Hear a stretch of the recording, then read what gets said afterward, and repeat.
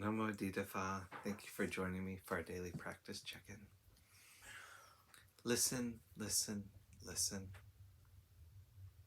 This beautiful sound calls us back to our true home.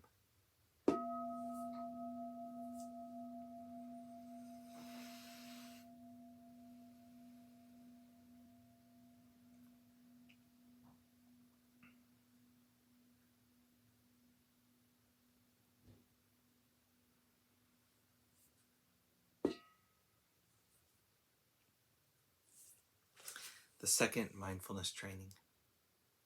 Aware of the suffering caused by exploitation, social injustice, stealing, and oppression, I vow to cultivate loving kindness and learn ways to work for the well-being of people, animals, plants, and minerals.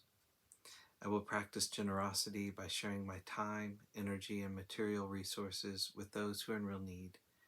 I'm determined not to steal and not to possess anything that should belong to others. I will respect the property of others, but I will prevent others from profiting from human suffering or the suffering of other species on earth.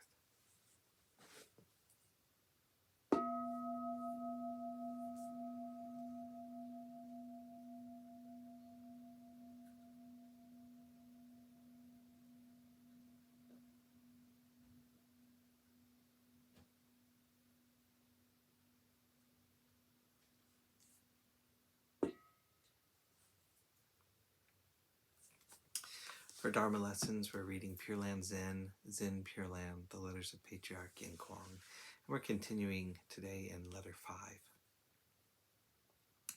As common beings, who among us is not afflicted by delusion and evil karma? However, if you take precautions in your daily life, afflictions will not flare up whenever you meet with adverse circumstances. Even if they do arise, you will be aware of and eradicate them. The conditions leading to afflictions are numerous. Most powerful among them are wealth, lust, and unusual adversities. If you realize that ill-gotten gains are more dangerous than venomous snakes, you will not desire them when you see them. On the other hand, to assist fellow beings is precisely to lay the foundation for your own future merit and virtue. Knowing this, whenever those in need seek your help, you should not be stingy and refuse, developing afflictions in the process. As for lustful thoughts, whenever you come across women as beautiful as flowers or precious gems, even women of pleasure and courtesans, you should view them as your own sisters, and with a compassionate mind seek to rescue them. In this way, you will not be moved by beautiful forms or swayed by lustful thoughts. Within the family, husbands and wives should respect one another as guests. When encountering adverse circumstances, you should develop thoughts of compassion, forgiving those who do not realize their mistakes and avoiding disputes. You should think, in my previous lives, I have caused suffering and hurt sentient beings on many occasions. If I meet with adversity today, it is merely the repayment of previous debts.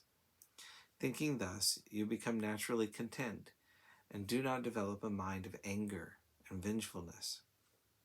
However, these methods are for those of low capacities. In the case of sages who have cultivated for a long time, all afflictions become the illuminating mind store.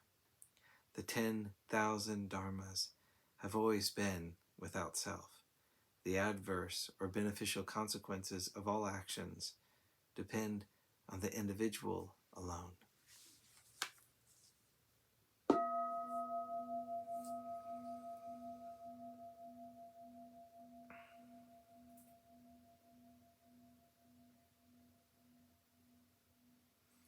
May all beings be well. May all beings be happy.